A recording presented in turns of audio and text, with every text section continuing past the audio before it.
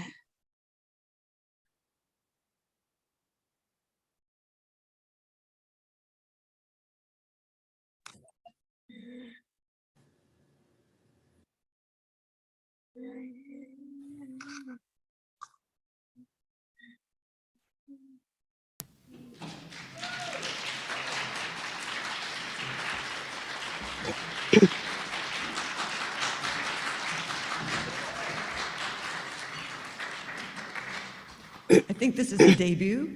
Is this the first performance? Yes.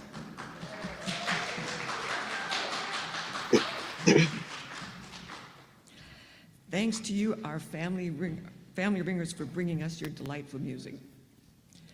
Good morning, everyone, again. I am Karen Calais, and I will be your worship associate this morning. If you are joining us as a guest or a first-time visitor, we are glad you are here. You are invited to leave your contact information out there in the foyer. That will help us to get to know you better. Everyone is invited to fill out a card about a personal, significant joy or concern that you would like to share, that you would like to have shared during the service. You may pick up and leave your card at the Joys and Concerns table, which is in the foyer, and I'm told it's over in that direction towards the food. Our pastoral care team member will collect the cards that are there by 11 and read them later in the service, along with similar notes that have come through the internet. Here at the UUFF, we strive to nurture learning, inspire spiritual insights, create compassionate relationships, and lovingly transform our community and the world. And please plan to join us after the service for coffee and conversation. Now's a good time for us to be able to greet one another. So for people on the line, if you have muted your audio or video, please unmute them. And so we can all greet one another face to face. Hello, everybody.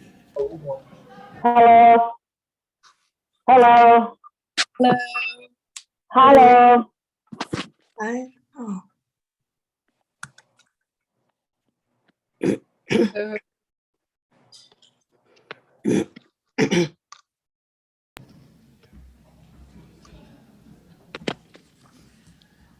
All right. Let us move along.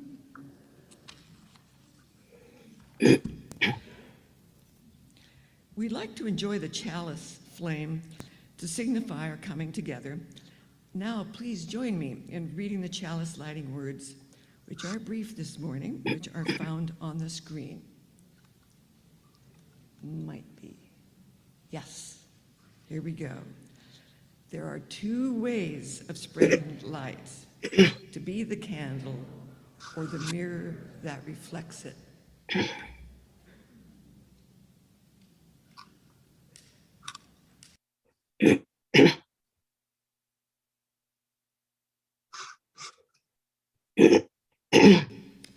And I believe we will now have our opening hymn.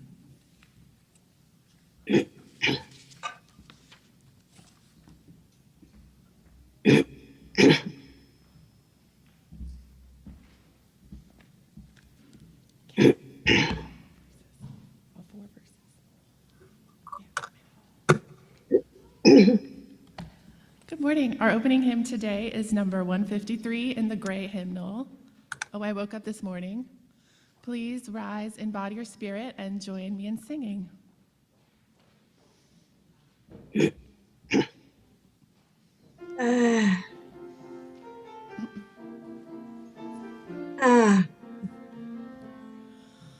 Oh, I woke up this morning with my mind stayed on freedom. Woke up this morning with my mind stayed on freedom. Woke up this morning with my mind stayed on freedom. Hallelujah, hallelujah, hallelujah. I was walking and talking with my mind stayed on freedom. Walking and talking with my mind stayed on freedom. Walking and talking with my mind stayed on freedom. Hallelujah, hallelujah, hallelujah. I was singing and praying with my mind stayed on freedom. Singing and praying with my mind stayed on freedom. Singing and praying with my mind stayed on freedom. Hallelujah, hallelujah, hallelujah. Oh, I woke up this morning with my mind stayed on freedom. Woke up this morning with my mind stayed on freedom. Woke up this morning with my mind stayed on freedom. Hallelujah, hallelujah, hallelujah.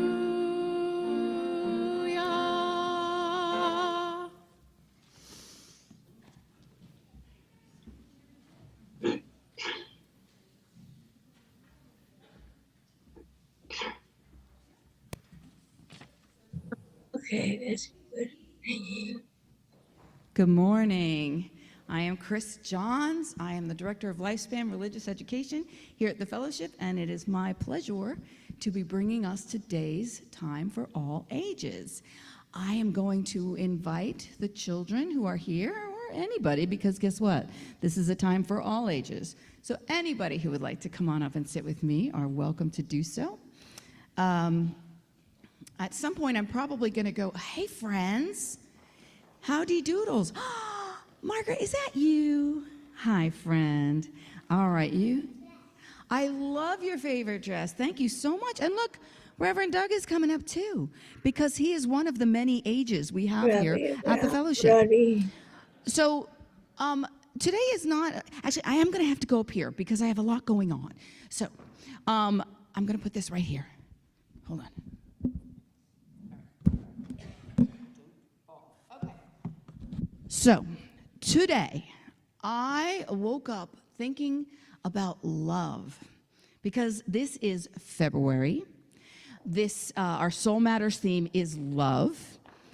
It is also a time when we've been reminded all month to show love to each other, and it is also Black History Month.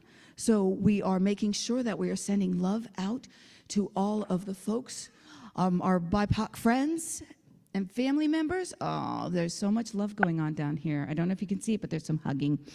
So, and I was thinking about ways that we can express love to each other. So, can anybody come up with, can anybody think of a way that we show someone we love them? Yes, Margaret, how can we show somebody that we love them? Hug them. Yes, we can hug them for sure. Yes, B, how do we show people? Help them. Help them. Just, we can help them. Yeah, I was waiting. I thought there was more to it, but it was just help them. Absolutely, we can help them. Emily, do you have any ideas of how we can? Yes, she does. Hold on. How can we show people that we love them? Help someone and take care of them. Oh my goodness, take care of them. Help them and take care of them. Reverend Doug, do you have any thoughts? We can kiss them. That's true. Well, what I was thinking is that we can send people love letters, right? So at Valentine's Day, a lot of times we get Valentines. Are you going to stay up here with me? Okay. But turn around, because if you fall, I'll cry really hard. Okay, there we go. Ta-da. It's my helper. Yeah, you can actually help me. So we send each other an RE on Valentine's weekend. No, we're not going to use that microphone, though. May you sit down there? Yeah, I need these for my story. Anyway, so I was thinking about Valentine's, how we sent, and Miss Nancy got her Valentine from the kids. And I was thinking about, okay. I was thinking about a Valentine that my daughter sent me that she made me right here in RE. And I want to read it to you. Because Valentines aren't just for, our spouses and our partners. We can get Valentines from our children. See ya. Emily, we really do have to... We really have to stay on this side of the world. Emily, ma'am. Oh, we've got a lot of interesting things up here. Come on. Anyway, so here's the Valentine that my child sent me. It says, "Hey, Mom, I love you, Queen. You are a queen. I am making you this here necklace because you are a queen. Go, Queen." So that was the Valentine card, yes, that I got for my daughter a couple years ago. But we don't have to just send love letters on Valentine's Day, right? Sometimes we get love letters from our spouses or our friends, and they're just things that help us remember to think good thoughts or make us happy. So this was a card that I got from a friend, and it says, and I keep some of these. It says, say yes to you. And it just is a reminder to take care of myself. Dearest Chris, don't forget our promise to ourselves. Say yes to you. Much love and friendship. Yours, Barb. And I think of this as a love letter, too, because even though it's not for Valentine's and it wasn't sent to me in February, I think there are lots of ways we can send love letters. I was even thinking that when I buy pizza for the youth, Miss Emily, we're going to head back down here now. Come on. Boop-a-doop, boop, boop. Thank you, friend. May you sit by B and Margaret? Thank you. When I send pizza to the youth, that is a form of love letter, because that is my way of showing the youth I love them and I care for them. And I was thinking that there are many ways that I send love letters to all of you, in my newsletters, in announcements, in lesson plans. Like I send love letters to you too. And I just realized that sometimes we get love letters and we lose them, or we put them aside, or we kind of forget about them. But I realized, and I was thinking, Steve, I was thinking of you actually. We wrote We're going to go down there. Yes, ma'am. Nope. Nope, because we can't wander around here. Thank you. And I realized that we wrote a love letter to ourselves a couple years ago, and I feel like it hasn't been read in a while.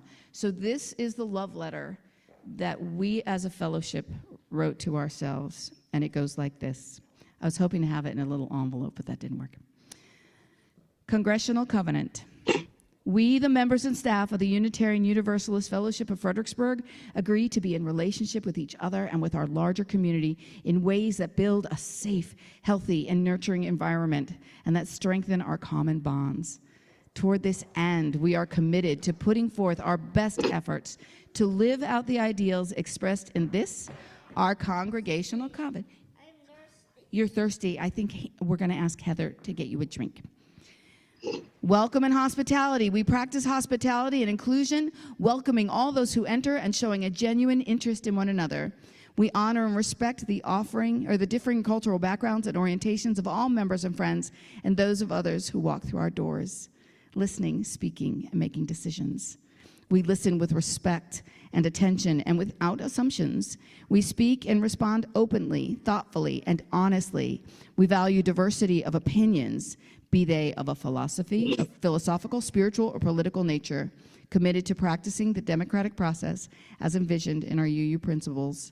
We seek to engage in informed and productive discussions and decisions that affect us.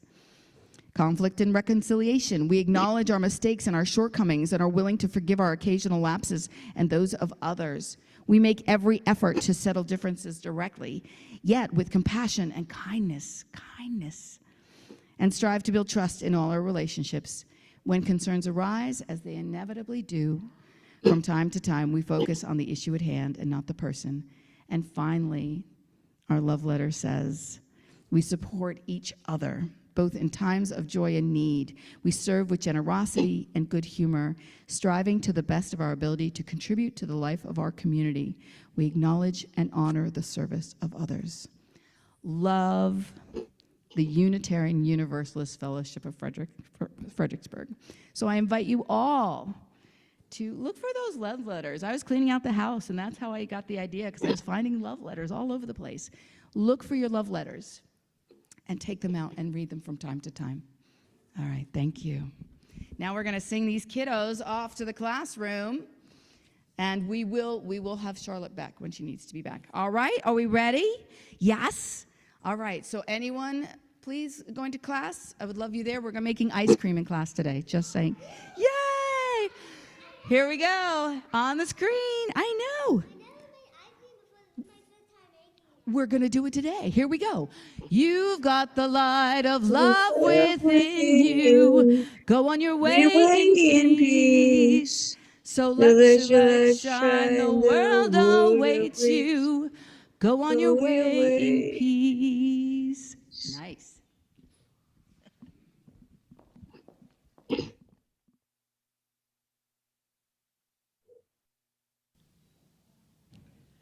Our guest speaker has provided this intriguing reading by W.E.B. Du Bois or Du Bois. His name's pronounced both ways, apparently.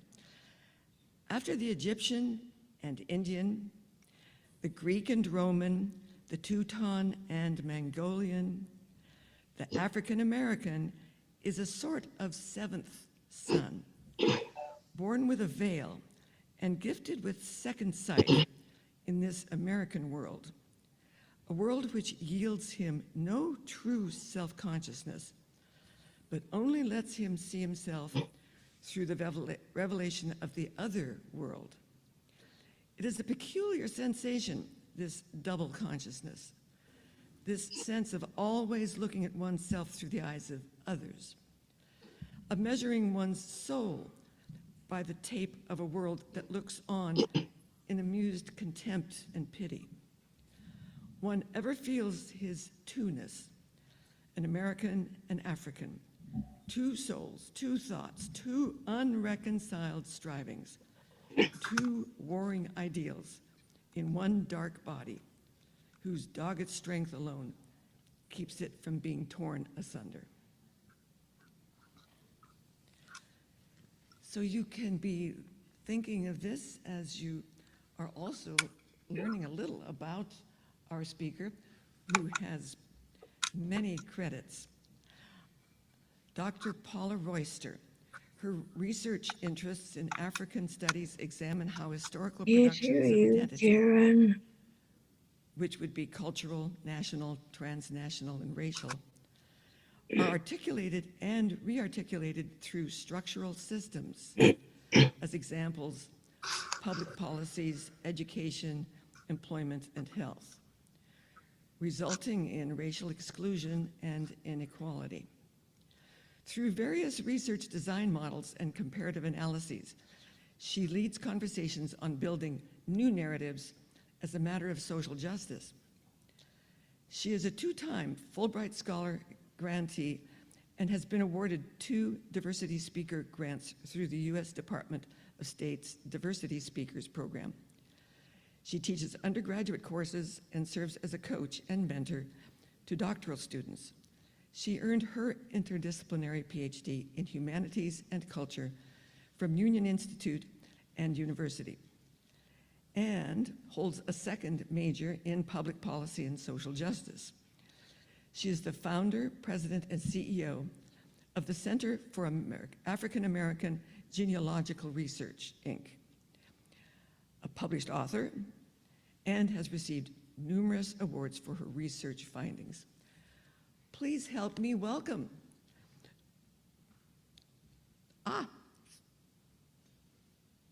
So I'm blanking on your name. Joy. Paula, Dr. Paula. She'll give it to you again. Please help me welcome her.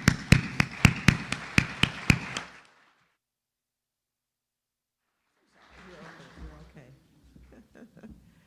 Good morning. Mache. Yefremi Nana Asafa Achiriba. Minya Ghana name, Minya American name. That is the beautiful language of my ancestors, and it was stolen from me. I'm pleased to be here, but before I thank Reverend Doug for, I just gave you a promotion, how about that?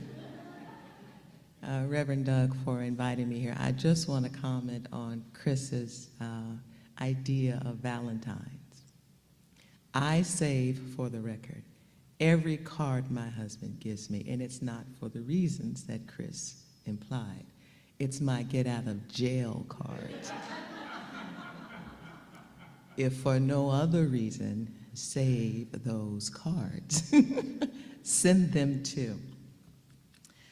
So I want to thank all of the support team that prepared for this day, which is the last day of the month for Black History, as we understand it, and the first Sunday of Lent.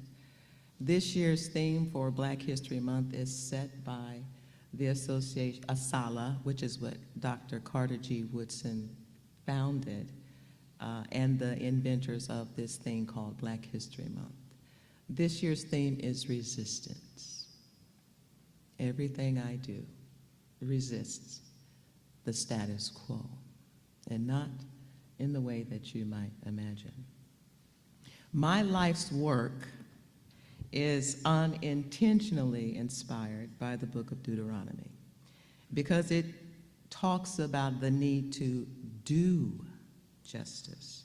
Talking is simply not enough. You must act. Deuteronomy clarifies the need to motivate others and to change their perceptions and conduct so that justice, the moral thing, is made real for everyone, not just for some.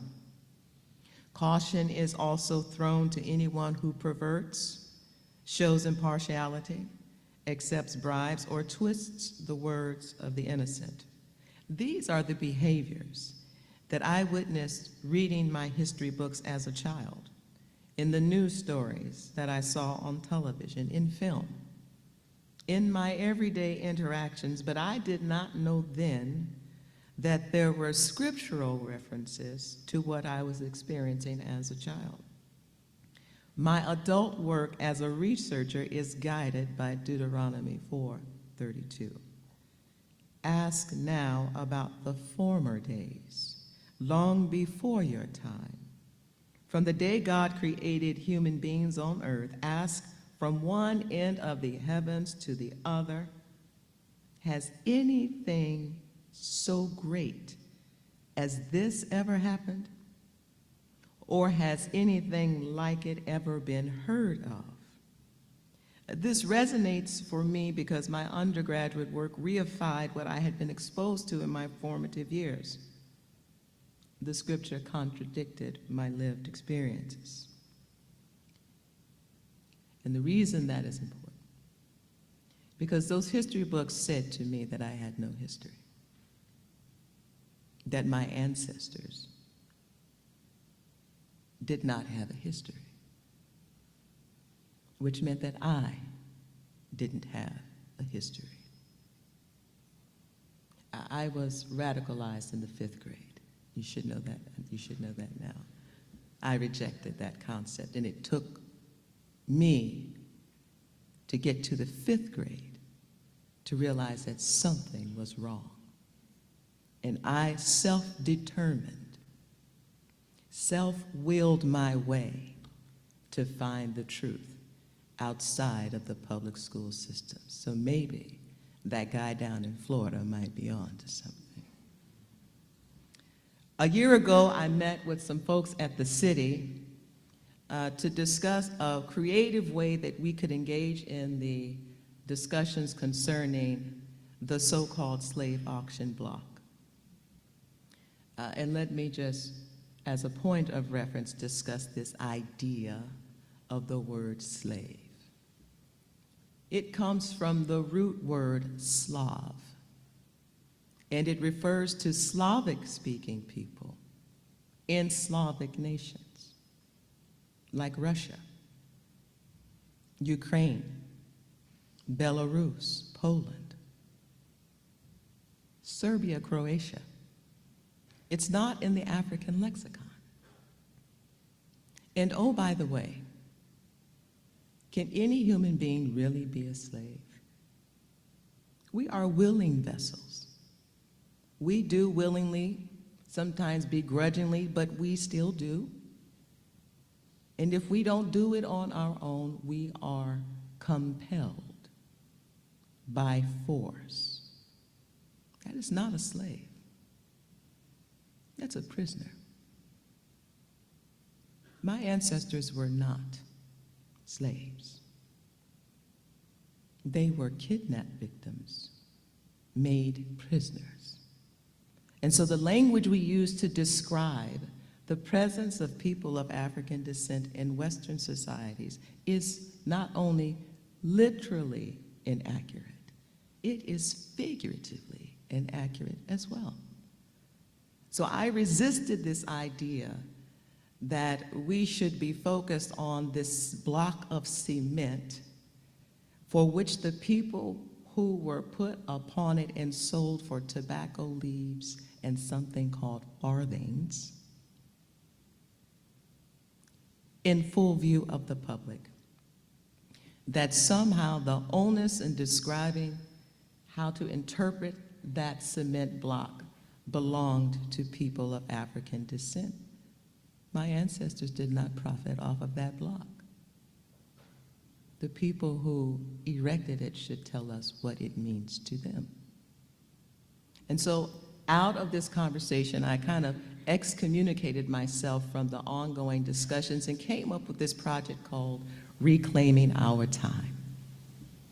And Reclaiming Our Time focused on 10 of the oldest African American families in this community, where they lived, how they lived, and the cultural contributions that they made to this city. When you walk around this city and you look at the oldest buildings, recall to yourself or consider, who was it that cleared the timber for the buildings to be erected? Who was it that made the bricks and the mortar?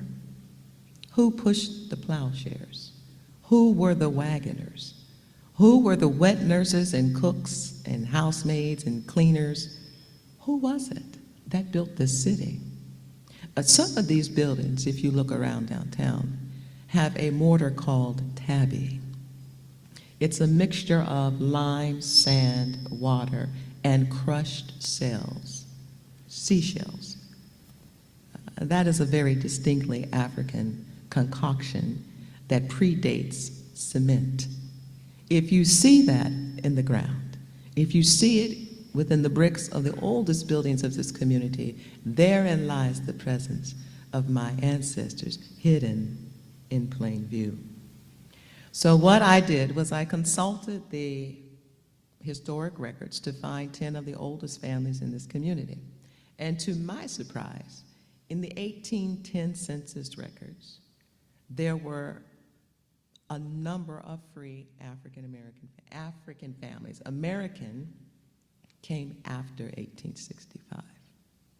So if I say African, I'm referring prior to the so-called Civil War. There's nothing civil about war, but I digress. But prior to 1865, African. Post-1865, African American. So you may hear me go back and forth, and that's a deliberate, intentional word.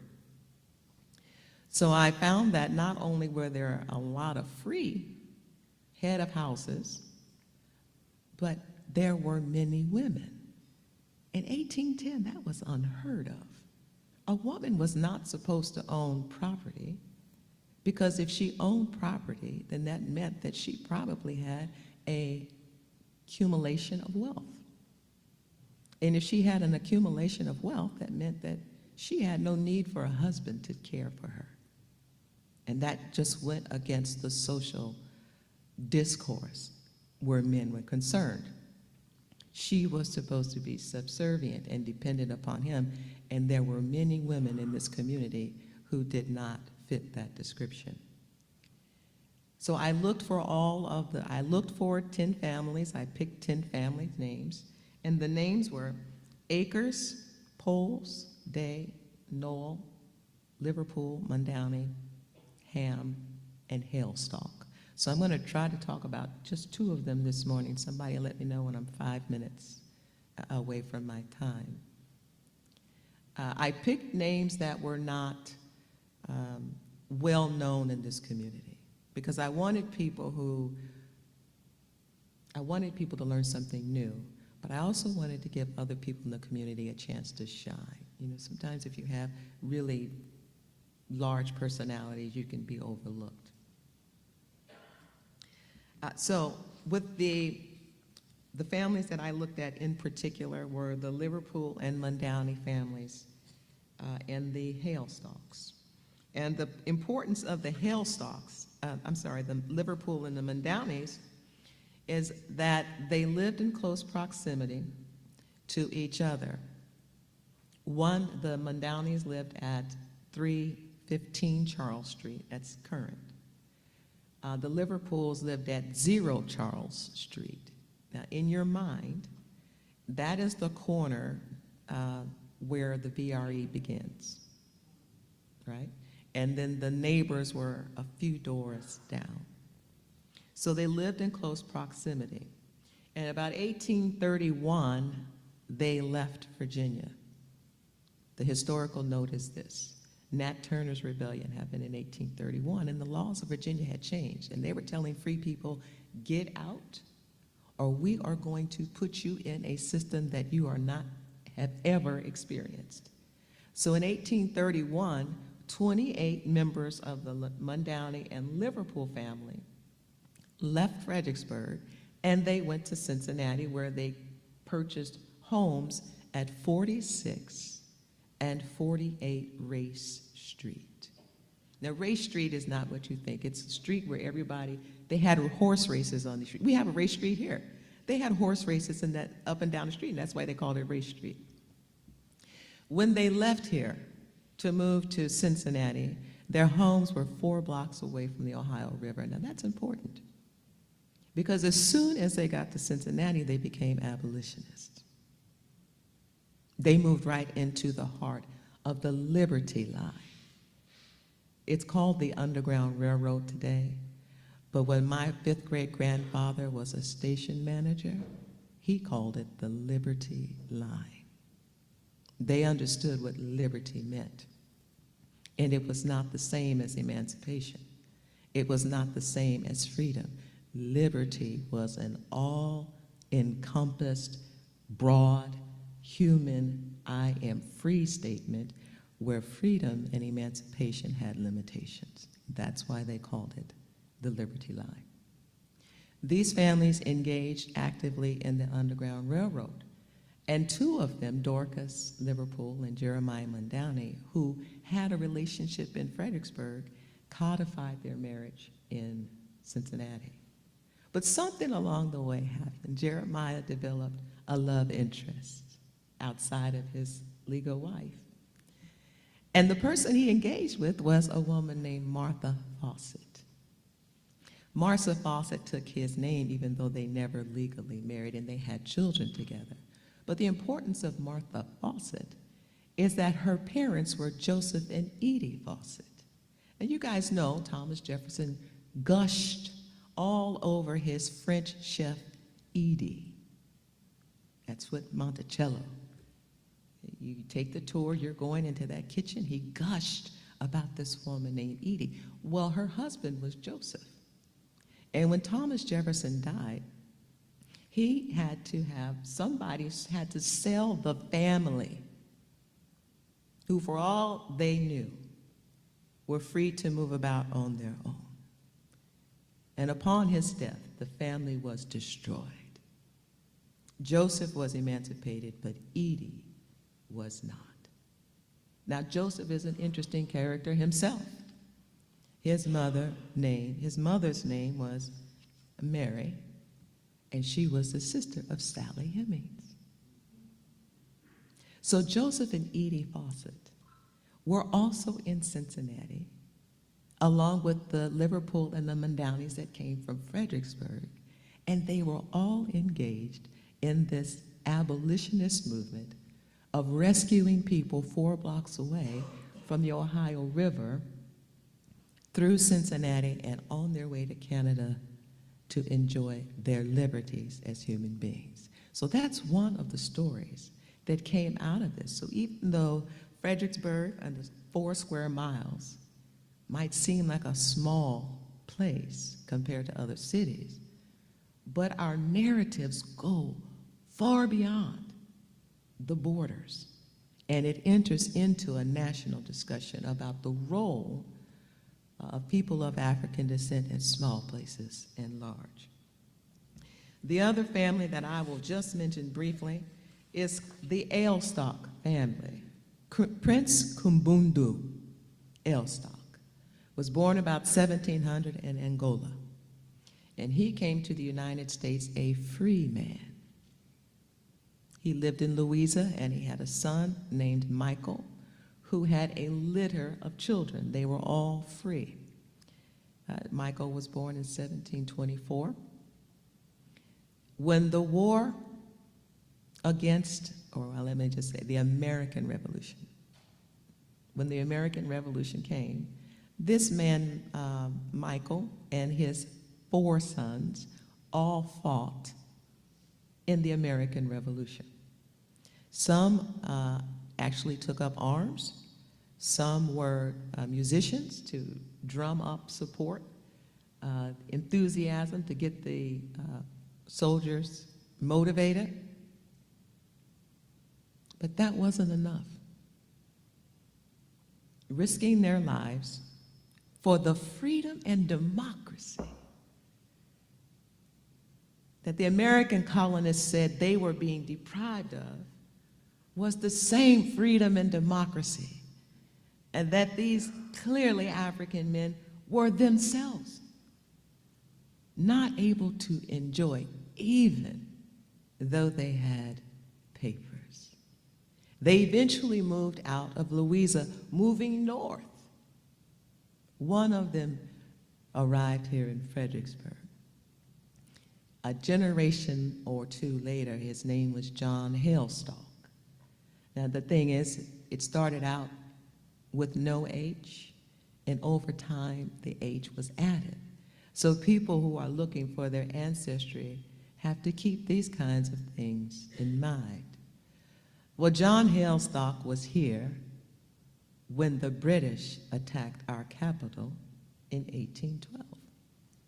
Now, he wasn't allowed to carry a gun, but he was the drummer for the Fredericksburg local militia, not just for the War of 1812, but for Harper's Ferry, where John Brown had raided the ferry.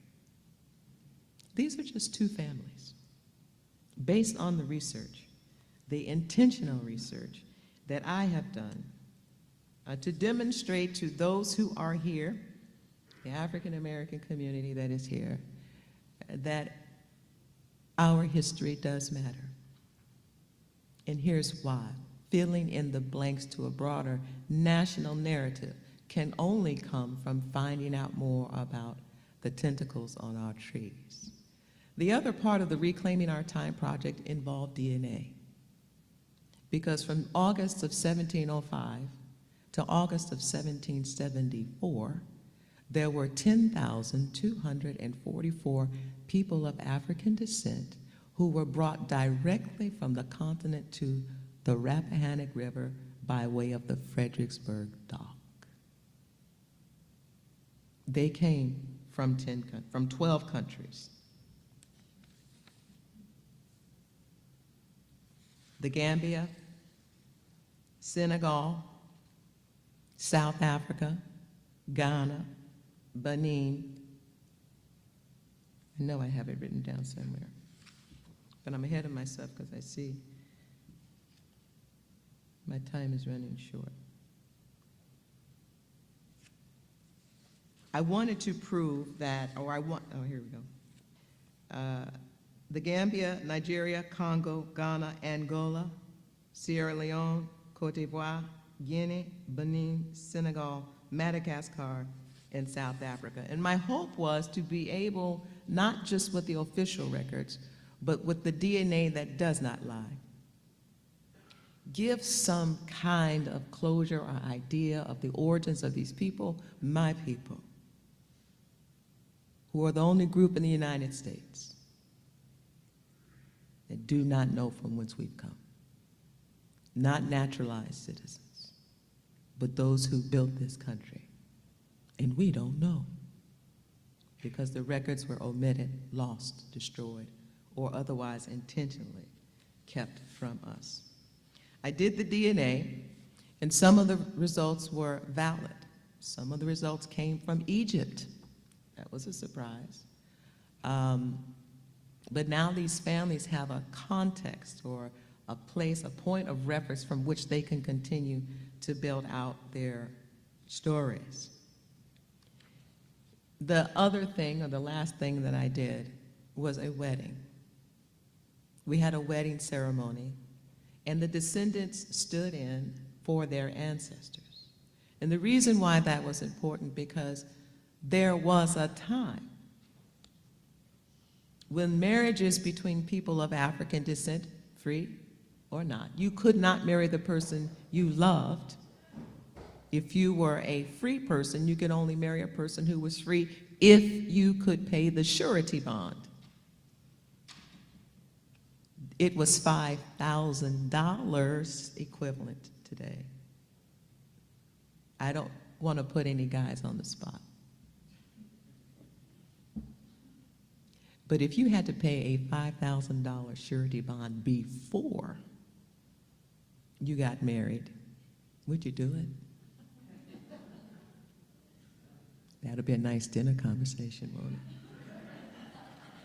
it? Don't send me hate mail. But that's what they had to do. And many could not afford to do that. So they cohabitated, and they lived as husband and wife. So the descendants stood in for them to take ceremonial vows. We had an exchange of bracelets, not rings, and the promise that they made was that they would continue to research and keep the family history alive. And then they jumped the customary broom. We did, for the record, honored and valued the sacred vows of marriage when their ancestors did not have the privilege. And that's how we closed out that family. And those marriages, by the way, will be recorded in the Fredericksburg Clerk of the Court's office for future generations to have a date filled in for the ancestors where there has, in the past, been a blank. When I think about doing justice, that moral thing, it means more than just holding up a sign that reads, Black Lives Matter. It means voting for the political representation that also believes Black Lives Matter. Justice is not a symbol. It is an act, an intentional act. It is walking the walk, not talking the talk. Walking in the firm conviction that all people are created equal. My research is just one way that I give honor to the people who came before me, and my hope is that by example, someone here today will be inspired to tell a new story, to share a new story, to ask now about the former days, to ask from one end of the heavens to the other, has anything so great as this ever happened, or has anything like it ever been heard of? Thank you.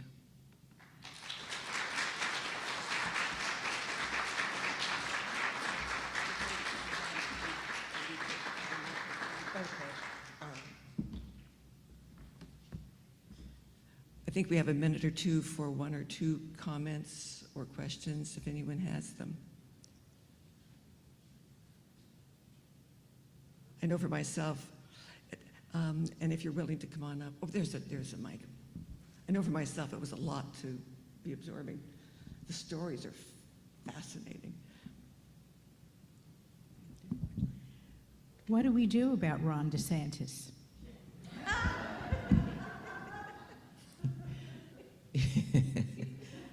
Is this being recorded?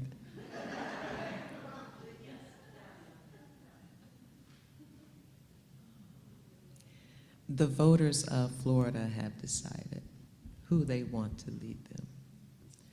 But if there is an active agenda to remove American history from American classes, then the pressure should be applied to our political representatives and the College Board to resist that intent.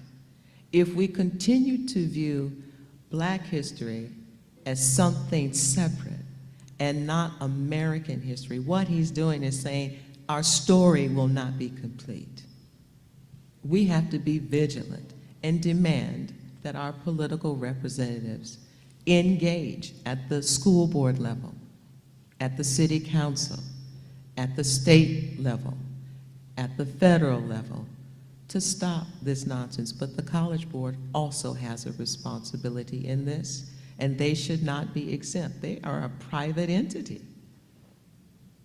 And our children are compelled to go through them to take the SAT tests and any other standardized tests to get into whatever school they're trying to get into. They should be held accountable as well. That's the best answer I can give you. Yes, sir. Thank you, Dr. Royster. You and I were at a event on Thursday, right, which was the unveiling of the Civil Rights Trail, and they were giving out these little bracelets as you left, and I took one, and let me see if I can read it. It says, "We have a wonderful history behind us, and it is going to inspire us to greater achievements. Carter G. Woodson. That's right. And that trail, which is another, we were talking earlier, it's another example of reclaiming your time, reclaiming our time as American history, so that we can learn about the various events that took place. I think it's like since 1860 through the present in the pursuit of civil rights. And it's a wonderful trail that just was unveiled on Thursday. And I encourage everybody to, and Adele was there and wrote the article in the paper.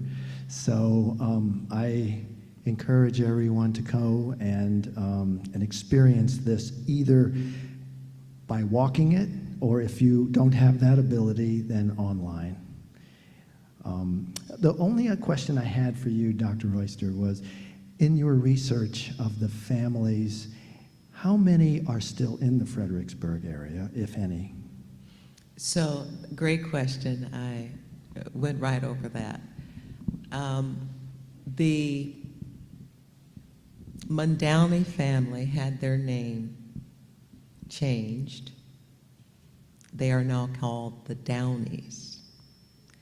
But the ancestors, or the descendants of the ancestors I looked at, are in Washington, D.C., they're in Maryland, they are in Columbus, Ohio, they're in Texas.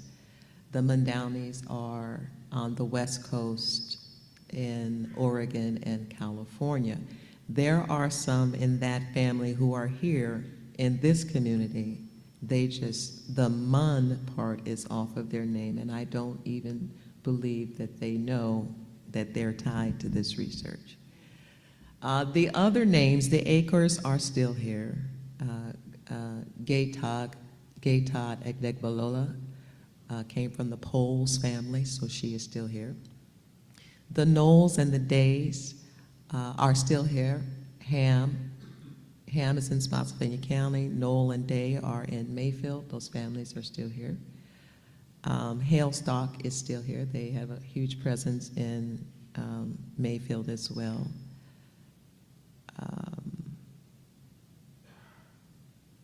I think that covers them. So they are still here, but they didn't know. They, you know, they knew, my mother did not know her grandfather's name. And that's because he died long before she came to be. And her father died when she was 9, so she never got a chance to have that transfer of knowledge. And she didn't know his name until she was 65 when I told her.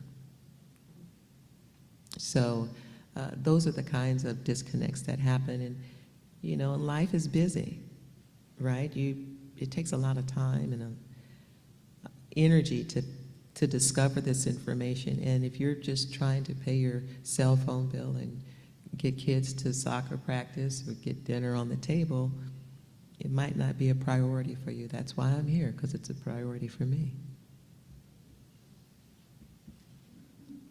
Well, thank you again, Dr. Joseph. Everybody? I think there's one more question. Was there another question? Oh, I'm sorry. Actually, there's two.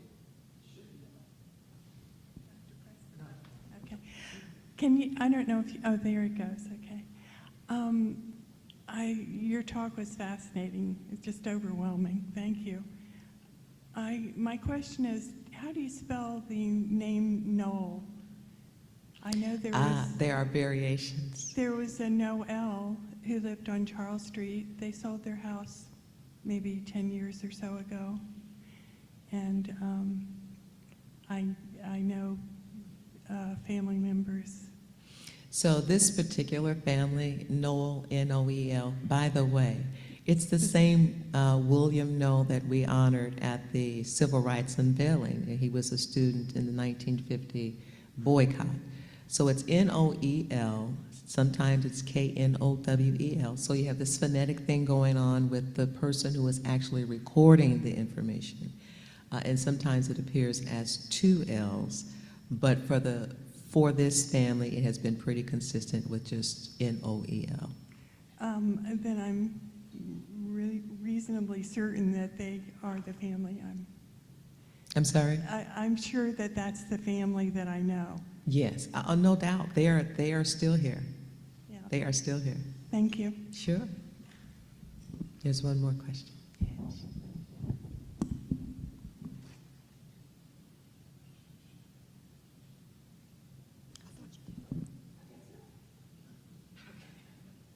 All right, thank you very much.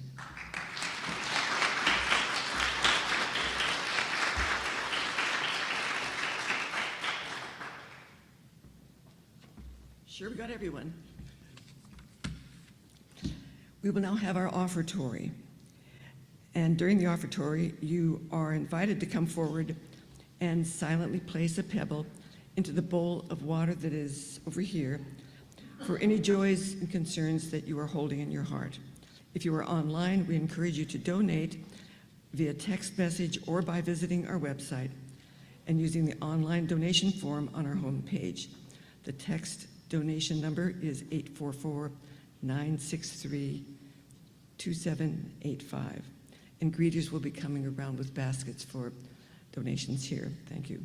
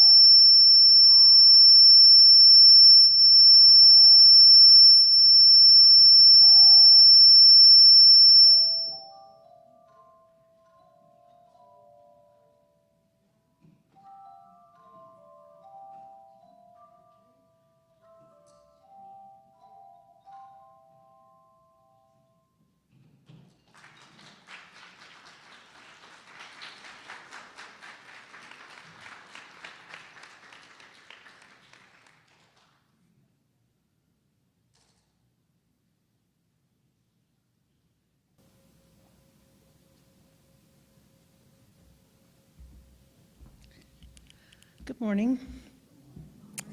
My name is Mindy Littleton. This is the stewardship moment of the service, and I currently serve on the Board of Trustees here at the UU, as well as in the past I have been on the pledge drive. So that gives me kind of a up-close personal look at where we're spending the money and how these things happen. So I wanted to just kind of give you an idea of why I love giving to this particular place. It keeps us coming together as a loving, welcoming, nurturing, educational place for all of us to share our thoughts and our hopes and our visions and just commune with one another. So what I really want to share in particular is that one service, it's been at some point last year, someone approached me, yeah, kid, it was you, and said, do you want to serve some time making meals and serving people less fortunate? And I was like, I'm already doing this and I work full time, but I also knew that there needed to be a little work-life balance and I needed something that really meant something to me. So I said yes, and I don't make it every month, but I tell you, the time I spend there is just a wonderful experience fellowshipping with other UUers as we make these meals for people who really want a warm meal. And boy, when they come up afterward and say, that was amazing, and that was really good food, get your own personal satisfaction out of that. Because I do slave over that hot stove.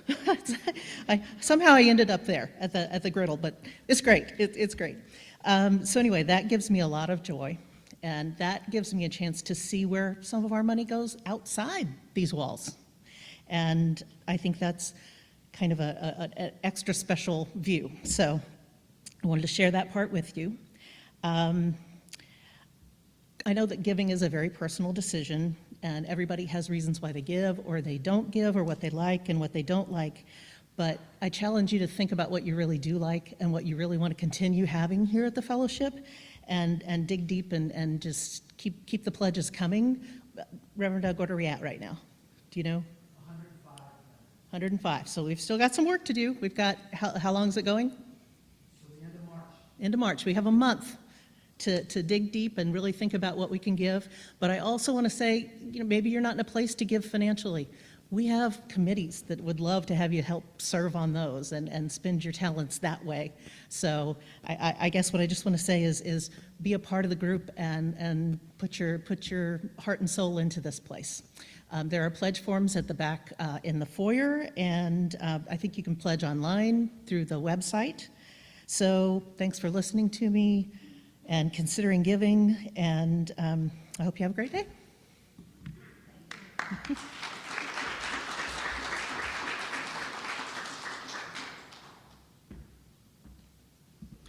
In this season of reconciliation, do justice where injustice exists.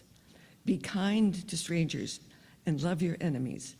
Take up the sword of righteousness, for the eyes of the Lord are on the righteous, and his ears are open to their prayer. And we will now have the closing hymn.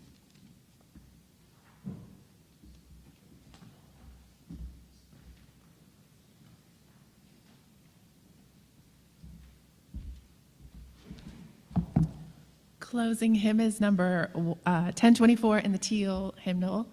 So please rise in body and spirit, body or spirit, and join me in singing.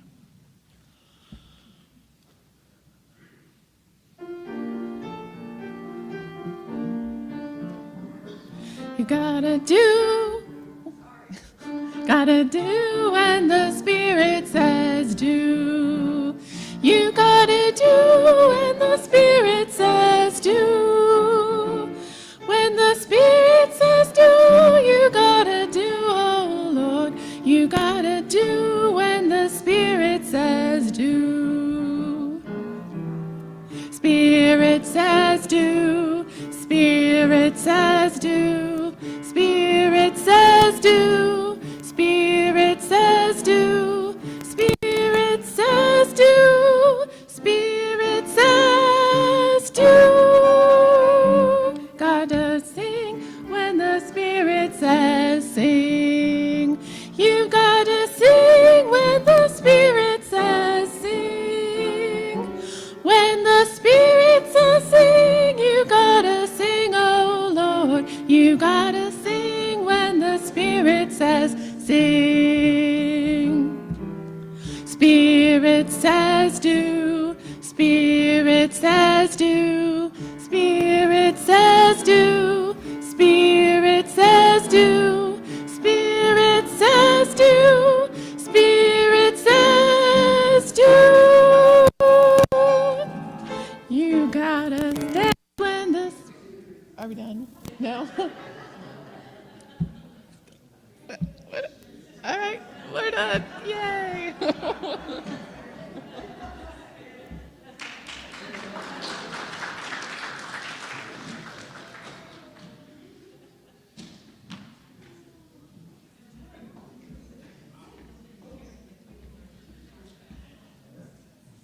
Please join me in reading in unison our words for extinguishing the chalice, found on the screen. We extinguish this chalice, but not the light of love and service. May it be a catalyst for spiritual growth and social justice. As we carry it outside these walls to the world we live in until we are together again. Go in peace, return soon.